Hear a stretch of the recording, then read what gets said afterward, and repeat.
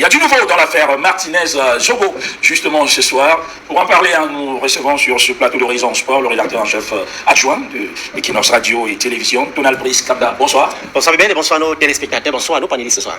Alors, que peut-on savoir de plus sur cette affaire? Alors, ce qu'il faut savoir, c'est que le juge d'instruction, Florent Aimé Sikati, remet en cause l'authenticité de l'ordonnance de mise en liberté de Maxime Ekoeko et de Jean-Pierre Amougou-Belliga. Cette décision qui a inondé l'espace public ce début de soirée évoquait la fin de la détention provisoire du patron de la direction générale de la recherche extérieure, la DGRE, et la fin de la détention du président directeur général du groupe L'Anecdote. Il n'en est rien, en tout cas, c'est ce que signale une correspondance du lieutenant-colonel Sikati, qui est en charge de ce dossier de l'assassinat de Martinez-Zogo.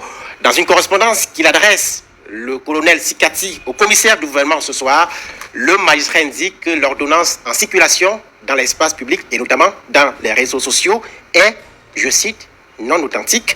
Les décisions éventuelles dans le cadre de cette procédure interviendront, dit-il, en temps opportun. S'adresse ainsi le colonel Sikati Aimé Florent, s'adressant au commissaire du gouvernement près le tribunal militaire de Yaoundé. Le commissaire du gouvernement qui a lui aussi pris une correspondance, s'adressant cette fois-là au régisseur de la prison centrale, la prison principale de Yaoundé.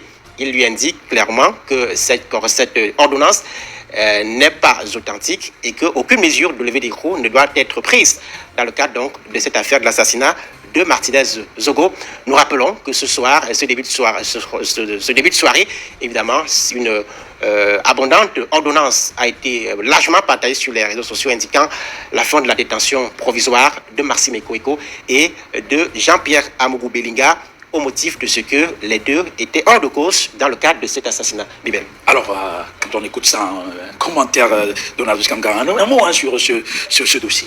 Alors, commentaire très bref, on peut simplement dire que ce nouveau développement illustre la complexité et la sensibilité de ce dossier.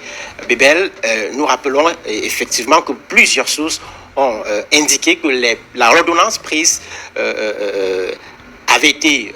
venait de sources fiables. Évidemment, on reçoit ce soir donc ce démenti du colonel magistrat qui est en charge de ce dossier. C'est dire que ce dossier est, on le savait, sensible. Il est plus que sensible.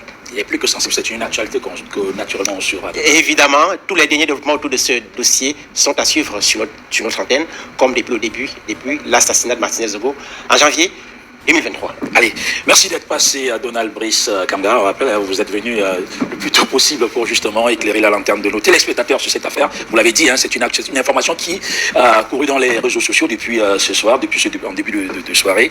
Et c'est ce soir justement que nous avons cette dernière information grâce à vous. Voilà. Nous rappelons pour la gouvernance des téléspectateurs que nous avons déployé toutes les équipes, notre bureau de Yaoundé, à la fois au tribunal militaire, mais également à la prison principale de Yaoundé, pour suivre les moindres développements autour de ce dossier, l'assassinat de Martinez-Zogo.